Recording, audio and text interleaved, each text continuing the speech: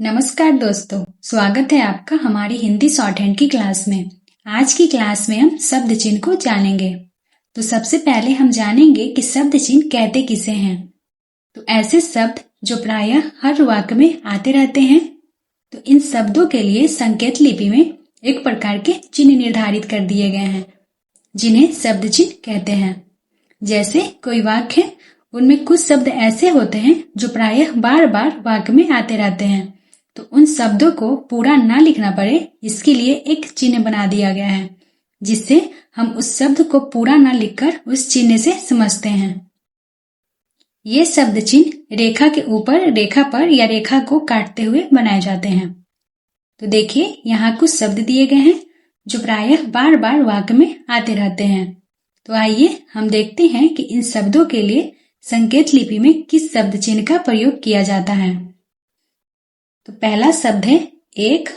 तो एक जो शब्द है प्रायः वाक्य में आते रहता है, तो इसके लिए एक चिन्ह बना दिया गया है।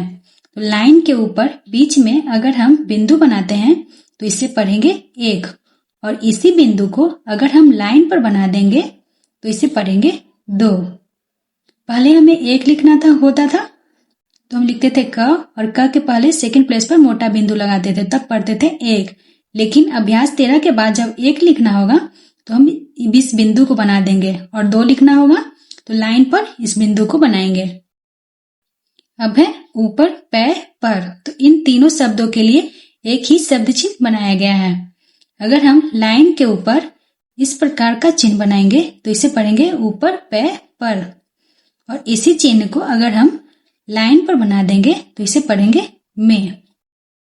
अब हम ऊपर, पै, पर को समझेंगे कैसे कि हम ऊपर लिख रहे हैं कि पैर लिख रहे हैं कि पर लिख रहे हैं। तो अगर हम वाक्य बनाएंगे तो उसके अनुसार समझेंगे कि उसमें कौन सा शब्द सही बन रहा है।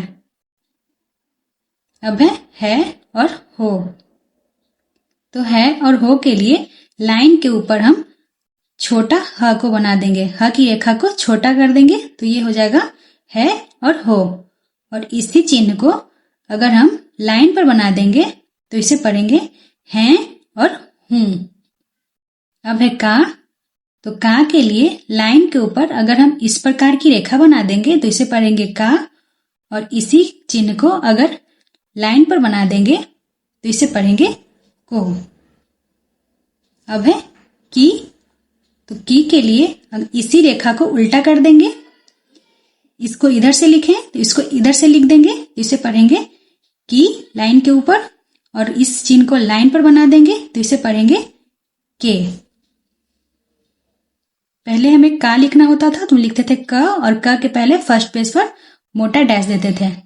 लेकिन अभ्यास 13 के बाद अगर ये सारे शब्द आएंगे तो इसे पूरा नहीं लिखना है, बल्कि इन शब्द चिन्हों का प्रयोग करना है। अब इन शब्द चिन्हों को आपको याद करना है और इसकी अच्छे से प्रैक्टिस करनी है, और तब तक प्रैक्टिस करनी है जब तक कि आपको ये शब्द चिन्ह अच्छे से याद ना हो जाए। तो चलिए, आज की क्लास समाप्त होती है।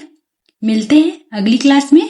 अगर आपको हमारी ये क्लास अच्छी लगी हो तो वीडियो को लाइक और चैनल को सब्सक्राइब जरूर करें। धन्यवाद।